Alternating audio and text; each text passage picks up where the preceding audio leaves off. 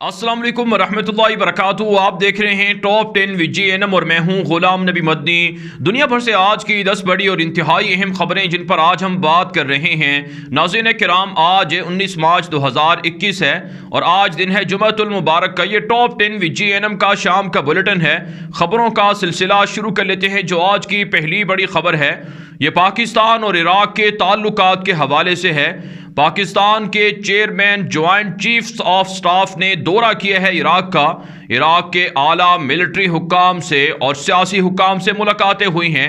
अफवाज पाकिस्तान के सरबराह की जानिब से पाकिस्तान का इराक को भरपूर ताउन का यकीन दिलाया गया है।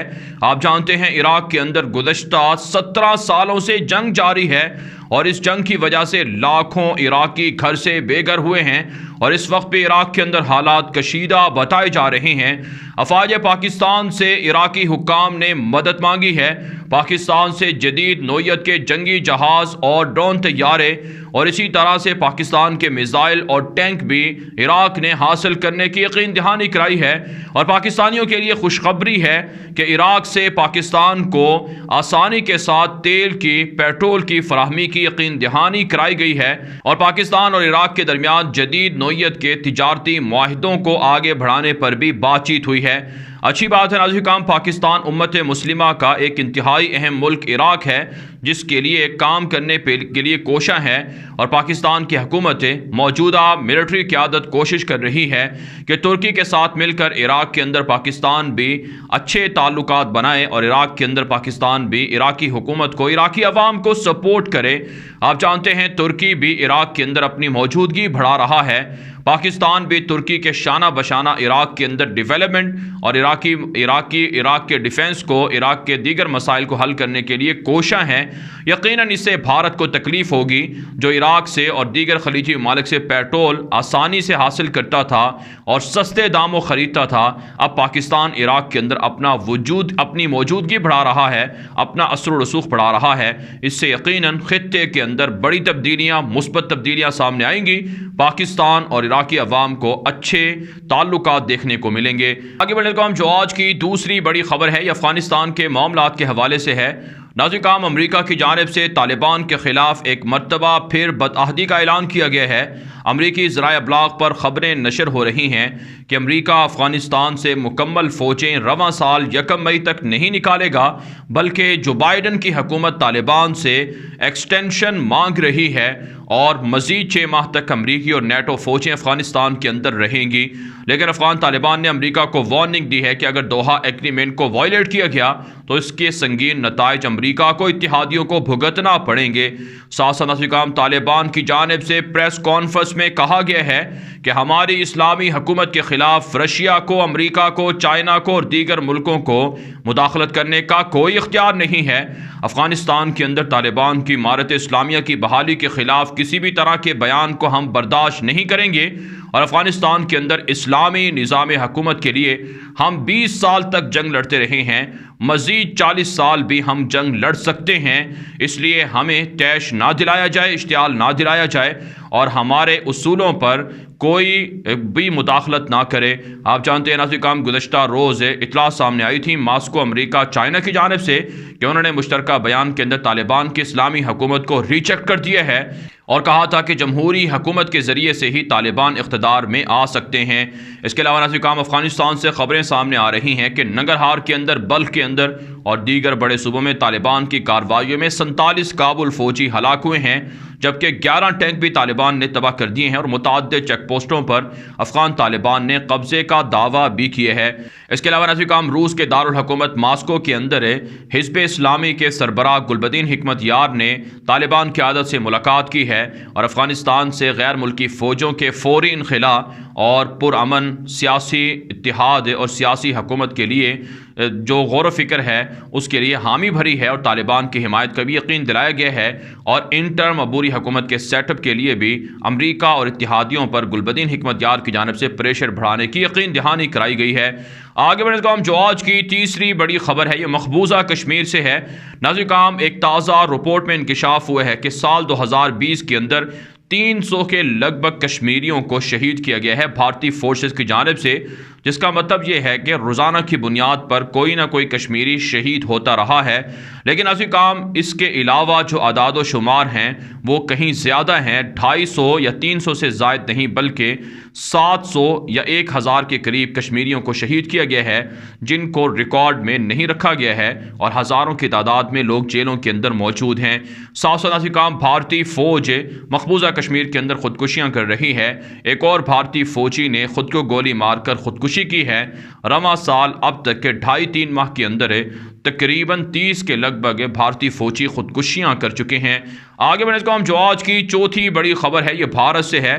ناظرین کام، امریکہ کے secretary defence general Aston Bharat پہنچ چکے ہیں، جن کا ایئرپورٹ پر استقبال بھی کیا گیا ہے، اور بھارتی وزیر دفاع راجناتھ سنگھ سے اور مودی اور دیگر حکام سے ملاقاتیں کریں گے۔ اطلاع سامنے آ رہی ہیں کہ LAC اسٹینڈ آف اس دورے کا اہم ایجنڈا رہے گا۔ چائنا کے بڑھتے ہوئے خطرات سے جو بھارت کو مشکلات کا سامنا ہے، ان تمام مشکلات کو امریکہ کے سامنے رکھ کر ان سے مدد طلب کی جائے گی، اور امریکہ اور بھارت کے درمیان ملٹری نوعیت کے تعاون کو بڑھانے پر بھی اتفاق ہوگا۔ اور اطلاعات یہ ہیں کہ امریکہ جو اپنے خفیہ فوجی اڈے بھارت بنانا چاہتا ہے، اس پر بھی غور و فکر کیا جائے گا۔ آپ جانتے ہیں بھارت امریکہ کے ساتھ مل کر مقبوضہ کشمیر کے اندر، راجستھان کے اندر خفیہ فوجی ایئر بیس بنانا چاہتا ہے، تاکہ پاکستان کو اور چائنا کو ٹارگٹ کیا جائے، اور امریکی فوجیوں کو یہاں پر ڈپلوائے کرنا چاہتا ہے۔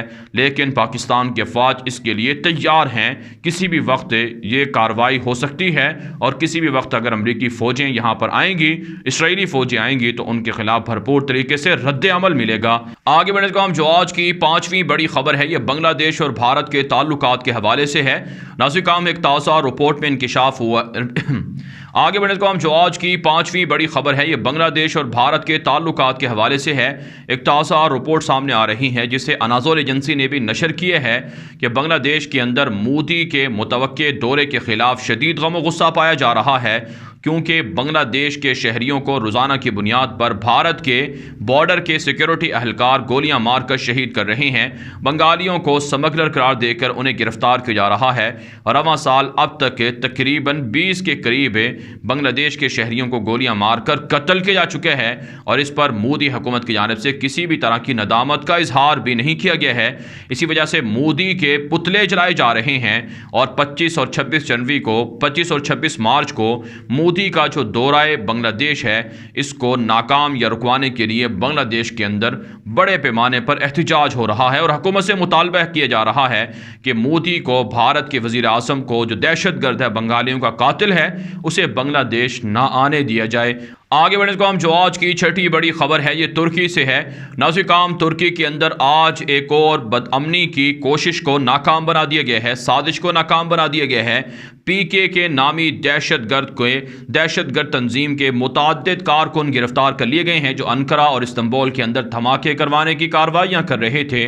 ترکی کے خفیہ ذرائع ابلاغ بتاتے ہیں کہ مسلسل کرد باغی اور داعش کے کرندے ترکی کے اندر دھماکے اور بدامنی پھیلانے کی سازشیں کر رہے ہیں، جنہیں امریکہ اور یورپ سپورٹ کر رہا ہے۔ لیکن ترکی ان کے سپورٹ کرنے والے ملکوں کو خبردار کرتا ہے کہ یہ کارروائیاں کسی بھی صورت کامیاب نہیں ہوں گی، لیکن اس سے ترکی اور ان ممالک کے تعلقات خراب ہو سکتے ہیں۔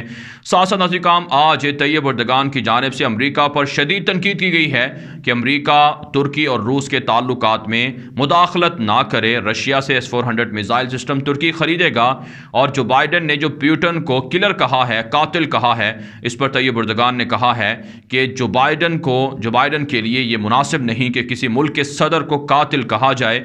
ناظرین کام، ترکی اور امریکہ کے درمیان تعلقات کشیدہ ہیں، اور رشیا کے ساتھ تعلقات کے بڑھنے سے امریکہ بھی ترکی سے نالاں ہے۔ آگے بڑھنے کا جو آج کی 7ویں بڑی خبر ہے یہ اسرائیل اور فلسطین سے ہے۔ ناظرین کام، آج ایک مرتبہ پھر اسرائیلی فورسز نے فلسطینیوں پر اندھا دھند فائرنگ کر دی ہے، جس کے نتیجے میں 5 فلسطینی نوجوان زخمی ہوئے ہیں۔ آج مسجد اقصی جانے والے ہزاروں نمازیوں کو نماز جمعہ کی ادائیگی سے اسرائیلی فورسز نے روکا ہے۔ مغربی علاقوں کے اندر یہودی آبادکاروں کے ساتھ فلسطینیوں کی جھڑپیں بھی ہوئی ہیں، जिसकी वजह से मुतअद्दिद फ़लस्तीनियों को गिरफ्तार भी कर लिया गया है। मुसलसल फ़लस्तीनियों पर यहूदी मज़ालिम कर रहे हैं, लेकिन अरब रियासतें, उम्मत मुस्लिमा इस पर ख्वाब गफलत में है, खामोश है, जिस पर फ़लस्तीनी अफसोस का इजहार कर रहे हैं। साथ साथ नाज़रीन काम एक और ख़बर सामने आ रही है कि इसराइल के अंदर 2 साल में चौथी बार इलेक्शन हो रहा है। नेतन्याहू के खिलाफ माहौल बनाया जा रहा है। नेतन्याहू को हराने के लिए तमाम इसराइली सियासी जमातें मुत्तहिद हो चुकी हैं और इसराइली मीडिया के अंदर खबरें चल रही हैं कि नेतन्याहू इस मरतबा इलेक्शन हार जाएंगे, वाज़ेह कामयाबी पहले की तरह हासिल नहीं कर पाएंगे। आगे बढ़ने से जो आज की 8वीं बड़ी खबर है, यह नाज़रीन काम इराक से और यमन से है। ताज़ा रिपोर्ट सामने आ रही है कि इराक के अंदर पुरतशद्दुद मुजाहिरीन ने हुकूमती बिल्डिंग्स को, सरकारी अमलाक को आग लगा दी है। मुजाहिरीन का मानना है कि मौजूदा मुस्तफ़ा काज़मी की हुकूमत नाकाम रही है मसाइल को हल करने में, लिहाजा उनको मुस्ताफ़ी होना चाहिए, क़ब्ल अज़ वक्त इंतखाबात करवाने चाहिए, नौकरियाँ देनी चाहिए, वरना इसी तरह से एहतजाज जारी रहेगा। साथ काम इराक के सूबा कुर्दिस्तान के अंदर जो हुकूमती पार्टी है उनके दफ्तर पर हमला हुआ है, जिसकी वजह से किसी जानी नुकसान की इत्तला तो सामने नहीं आई, लेकिन कहा जाता है कि कुर्दिस्तान के अंदर भी हालात ख़राब करने के लिए साजिशें हो रही हैं। यमन से नाज़रीन काम खबरें सामने आ रही हैं कि हूसियों के खिलाफ सऊदी इत्तिहाद की कार्रवाइयाँ जारी हैं, लेकिन हूसियों ने यह भी दावा किया है कि सऊदी इत्तिहाद बहुत से आयल टैंकर को जो हदीदा के अंदर बंदरगाह है वहाँ आने नहीं दे रहे हैं, जिससे यमन की अवाम को और यमन की इकॉनमी को काफ़ी नुकसान होगा। आगे बढ़ने काम जो आज की 9वीं बड़ी खबर है, यह नाज़रीन काम तुर्की और शाम से है। नाज़रीन काम एक मशहूर मुफस्सिर और स्कॉलर थे, मुहद्दिस थे, जिनका नाम मोहम्मद अली साबूनी है, जिन्होंने सफ़्वतुत तफ़ासीर के नाम से एक मशहूर तफसीर भी लिखी है।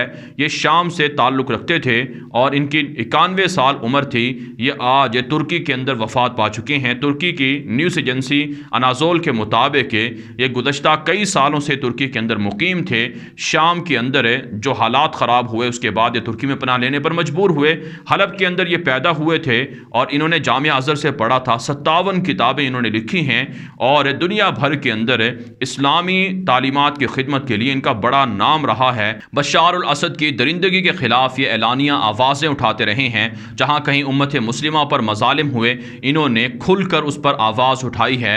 तकरीबन 40 साल पहले इन्होंने मशहूर तरीन जो तफसीर है सफ़्वतुत तफ़ासीर ये लिखी थी। इसके अलावा तफसीर इब्न कसीर, तफसीर तबरी और दीगर जो तफासीर हैं उनकी भी तलखीस की है। कहा जाता है कि 600 से ज़ायद ऐसे प्रोग्राम्स भी इन्होंने रिकॉर्ड करवाए हैं जो तहकीकी मौज़ूआत पर मुंसलिक हैं। तुर्की के अंदर आज इनकी वफ़ात हुई है, तो ये पुर्तगाल की जानिब से इनकी वफ़ात पर ताज़ियत का इजहार किया गया है और दुनिया भर के अंदर फैले इनके हज़ारों तलामीज़ ने अपने उस्ताद की वफ़ात पर उन्हें ताज़ियत भी की है और साथ साथ उन्हें खराज तहसीन भी पेश किया है कि उन्होंने दीन के लिए, इस्लाम के लिए बड़ी खिदमत सर अंजाम दी हैं। नाज़रीन काम आगे बढ़ लेते हैं। जो आज की 10वीं बड़ी खबर है, यह नाज़रीन काम अमरीका और मैक्सिको से है। मैक्सिको के अंदर पुलिस के काफिले पर हमला हुआ है, जिसके नतीजे में 13 लोग मारे गए हैं। कहा जाता है मैक्सिको के अंदर हुकूमत के खिलाफ हमले बढ़ रहे हैं और मुसल्लह जंगजुओं की कार्रवाइयों में हुकूमत को काफ़ी नुकसान बर्दाश्त करना पड़ रहा है।